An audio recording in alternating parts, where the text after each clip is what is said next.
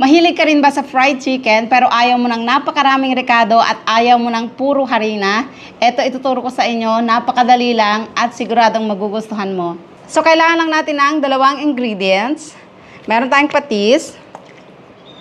Tatansyahin lang po natin at paminta. So yun lang, pwede na, pero pwede tayong magdagdag ng seasoning at ito po ay optional lamang. Hahaluin natin at imamarinate ng mga 20 to 30 minutes. At habang nimamarinate po natin, meron tayong lulutuing kale. Ayan. Stir fry lang po natin ito with oyster sauce and garlic.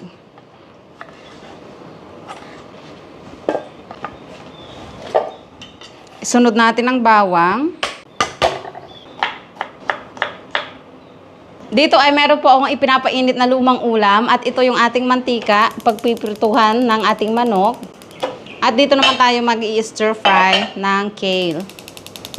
Reuse oil po ito, ginamit ko rin sa chicken nung nakaraan. At ito po yung sekreto ng ating medyo crispy na chicken. Papatakan lang natin ng konting harina habang hindi pa mainit. Haluin natin. So mainit na, kaya ilalagay na natin ang manok. At ito pa po ang isang magandang dahilan, yung purpose ng harina para hindi po tumalsik yung ating piniprito. Dalawang batch po yung pagprito natin. Mag-stir fry na tayo, maglagay tayo ng mantika, garlic. Isunod natin ang ground pork. Konti lang para may konting sahog lang siya. Lagyan natin ng konting paminta. Mabango na, kaya seasoning, lagyan natin. Konting patis. Konting teriyaki sauce para manamis-namis. And oyster sauce.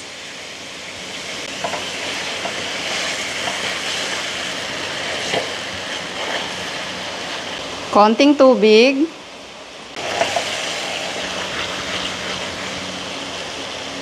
At ilagay na natin ang gulay. Ayan, baliktarin natin. Umapaw. Kamustahin natin ang manok. Ayan, nagbabrown na po siya. At sobrang bango. Ayan, nakikisama na po siya. Pwede na nating haluing mabuti. Luto na!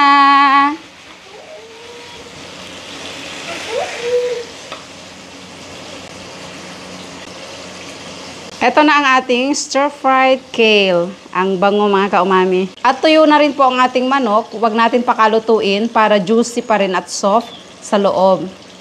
Hanguin natin.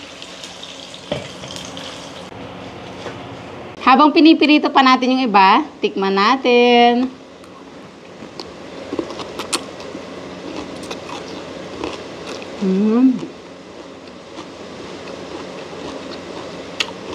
Ang tamis, ang lambot, ang crunchy.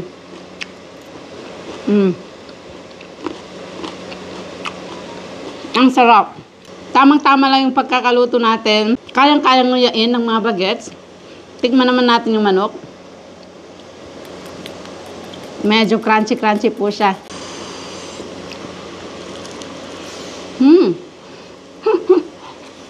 Iyip.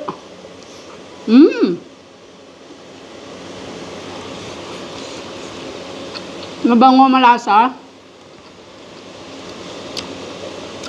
At ang kagandahan po nito, hindi na overpower yung lasa ng manok. Lasang-lasa mo pa rin yung karne. Kasi nga, konti lang harina at konti lang yung mga pampalasa na nilagay natin. Halap. Kakabitin.